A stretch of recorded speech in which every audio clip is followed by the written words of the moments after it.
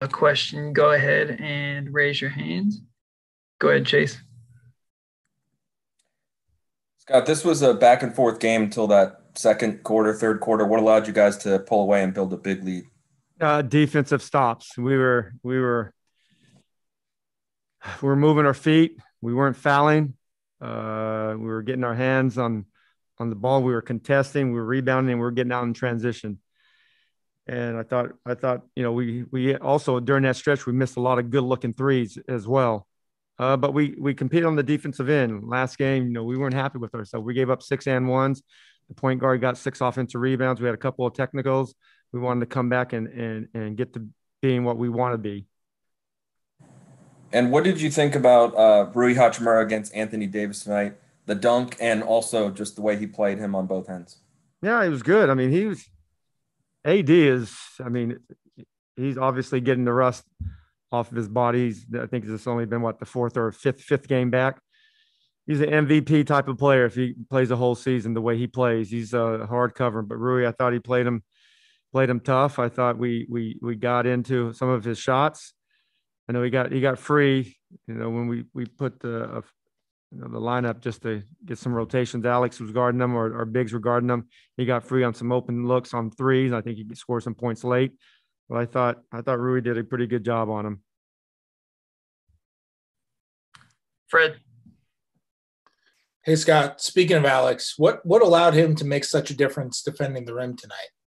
Well, I think he's been pretty good. That's one thing that our defense has gotten better. We got 3 centers that can defend the rim pretty good, and it's changed. It's changed over the last month. And I think Gaff is, I think he has a chance to be even better at it. But Alex is long, and he has a good experience. He knows where to be. Yeah, but I thought his minutes changed the game. His minutes won the game. Obviously, you can talk about Brad's timely shots. Russell's another triple double, but I thought his minutes and his play won the game. I'm happy for him because, out of the 3 centers, sometimes I don't go back to him. But like I told him and all the other 3 guys, there's going to be nights where you get more minutes than Rolo. Rolo didn't play much tonight, but I thought he was a factor and he gave us some good minutes as well. Ava. I doubt you guys are focused on this aspect of it, but how rewarding is it to kind of get to show the wider basketball world on a national game against the defending champs, just who you guys have become this season? Yeah, I love it. I'm glad that, the league was allowed us to be on, national TV, ESPN. I thought we've earned that with what we've done. And we're not just, we got 2 really high level players, but our other guys are coming along. They're working, they're scrappy. They're finding a way. They're finding Haou doesn't get any credit. He just goes in there and battles and competes. And Ish came in and gave us good minutes. We just all of us are chipping away and improving and getting better as the season's going on. It was a good win for us to bounce back from last 2 nights ago, but it's good to be on ESPN. Good to get a win against one of the best teams in the league. And when was the last time you saw Ish dunk in a game? I don't really remember I think maybe a couple. I don't know. I just don't know if I've seen it, but it was pretty impressive. I didn't think he had enough legs. He's been out for 2 months.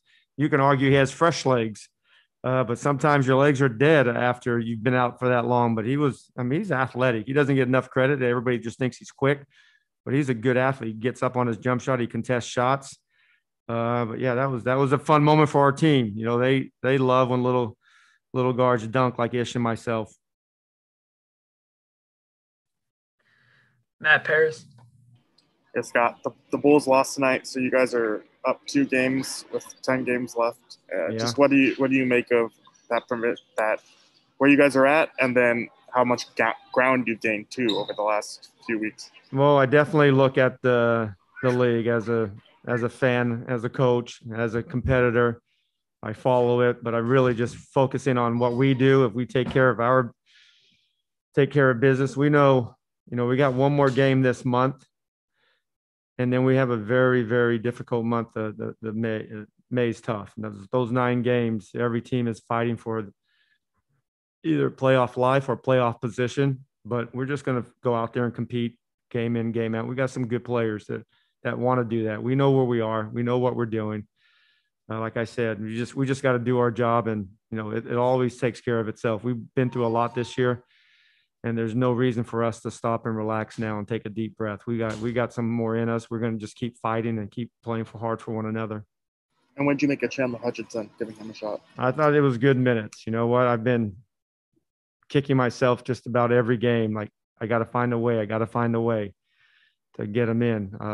We need that wing athletic, wiry athlete, and I think he could be that guy. I mean, he has still a lot to learn. He's been out most of the year, but I thought he was active. I thought he had good minutes, and then he had some minutes that we can work on. And that's what sometimes when you have game film, that's what he's with Coach Brown, and Tony's going to keep working with him. But I like the fact that he came in and not having played in a while. I mean, he played against Oklahoma, I think a 7 or 8 minute stint, but I think that says a lot about our staff. We work with guys and keep pumping guys with confidence and work. So when they do get called upon, they can have a good game like he played tonight.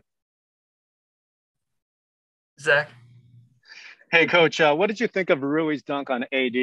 Last year, especially, you talked about his need to be aggressive finishing around the rim. Yeah, I think it was good, and that's what he has to do.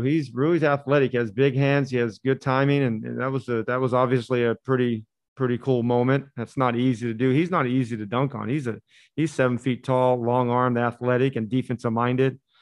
But it was one of those quick dunks. But it was another good moment for our team. And when you're a high level defender, you get dunked on at times. And AD is, if he probably was healthy all year, he'd probably be might be the defensive player of the year. He's hard to score, and I got a lot of respect for how he plays.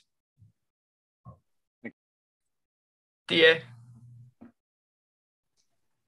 Scott, I think Brad had 27 tonight, but it seemed like there was more balance offensively than maybe there's been most of the season.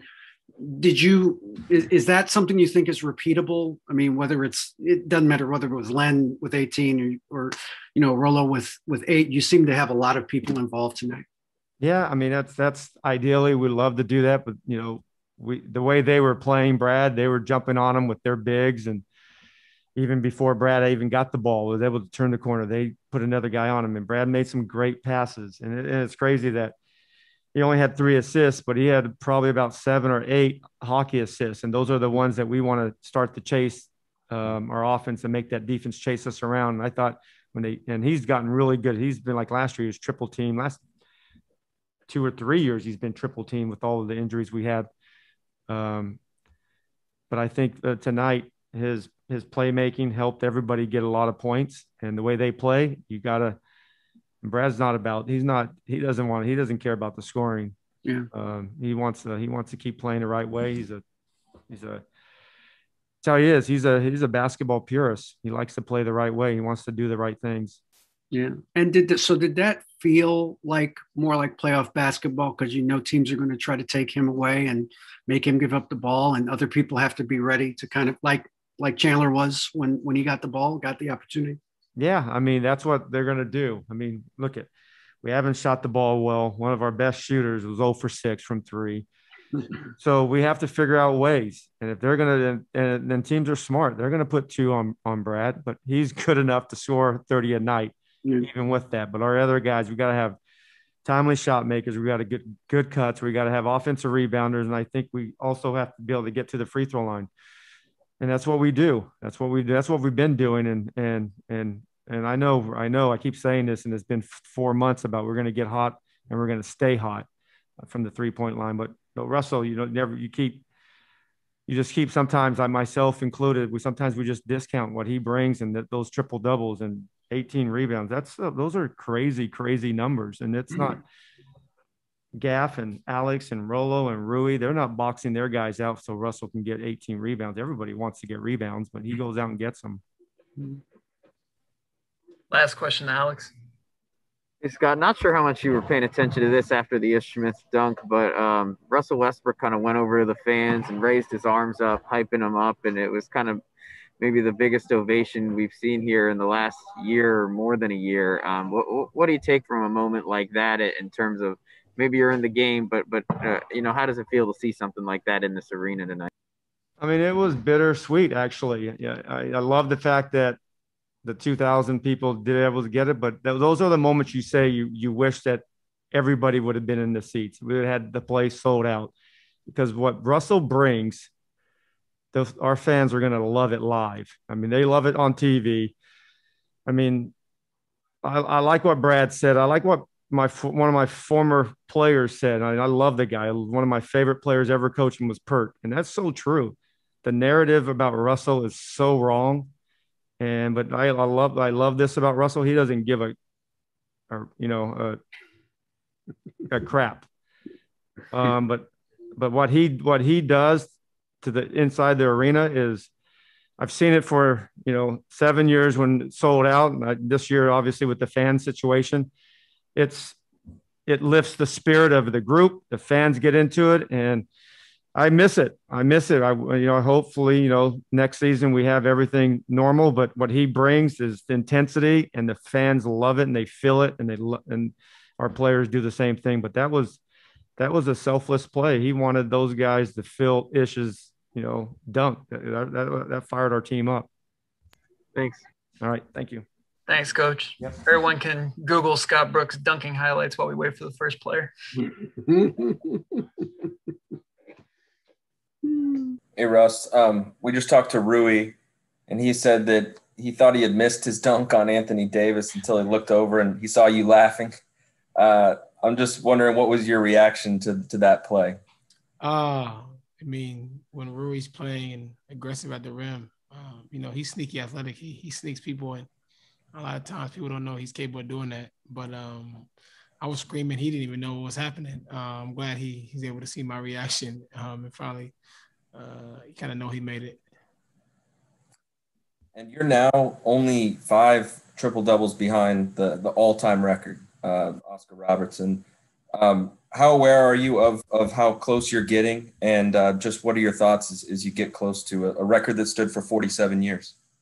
As I've always said, I don't take this game for granted. I don't take the opportunity to be able to play for granted. And when I get on the floor, I give everything I have until I don't have nothing left in the tank. And just being in a conversation with guys like Oscar is a blessing in itself, man. I'm just super honored to be able to have something like that in reach. Ava.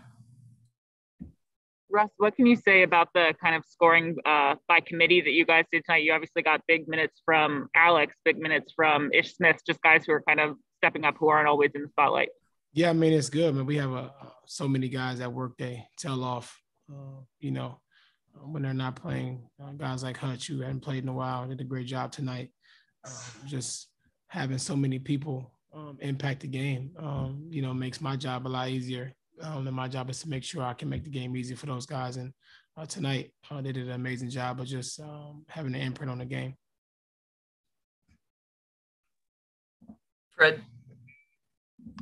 Hey, Russ, speaking on that topic, when you guys use so many guys in your rotation, what is your job like as a floor general, just making sure a guy like Kutch, who hasn't played in a while, stays comfortable when he's out there? Make it easy. That's my job. I honestly believe that, I'm,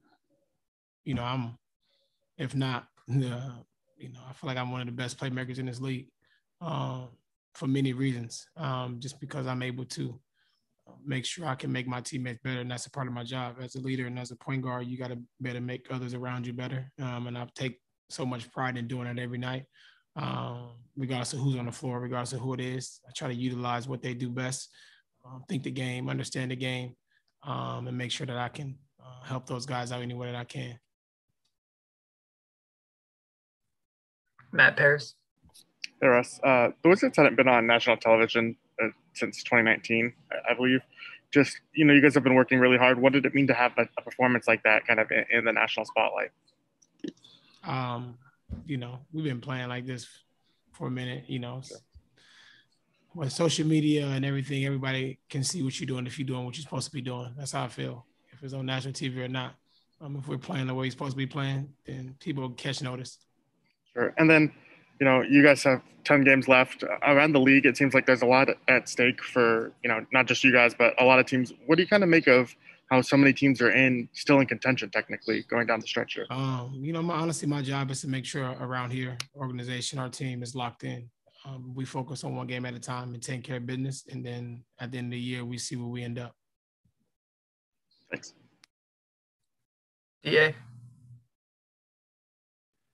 Russ, they came into the game #1 in defense, and you guys had a lot of balance tonight. I think Brad had 27, but a lot of guys contributed. Did that feel like a playoff type of game in terms of a really good defense trying to take your primary away and you all having to depend on other guys? Definitely. But, we have so many guys in the locker room that can make plays, can make the game easy. And like you said, Brad didn't have to do,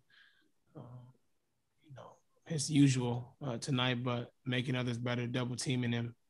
When our guys did an amazing job down the line and, down the stretch, we're going to need everyone in the locker room to be able to go out and make plays.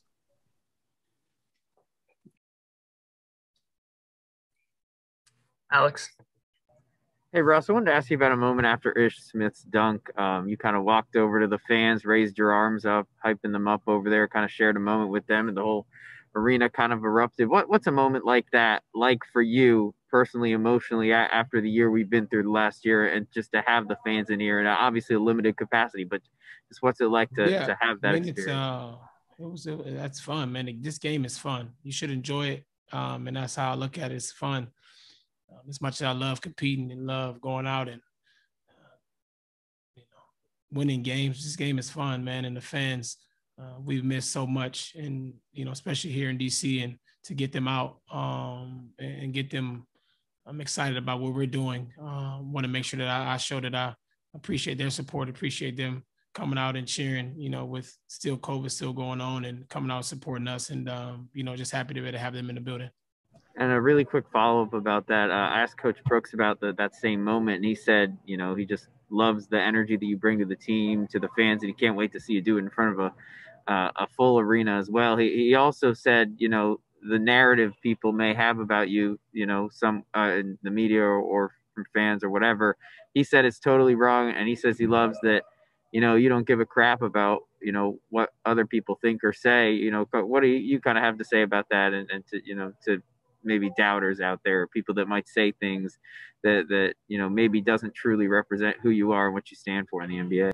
Yeah, I mean, I've addressed this many times, and I won't continue to address it, but there is not a teammate, a coach, anybody that can say I'm a bad teammate, bad guy, bad person. I am a person that wants to see others do well, and that's simply it. I want to see my teammates do well. I want to see coaches do well. I want to see everybody do well, just because that is who I am as a person. That's my personality. The way I play the game and who I am as a person is not the same thing. I play the game to win and compete. I feel like when you play in something you want to compete, I don't have to be friendly. I don't have to be nice. I'm going out to destroy.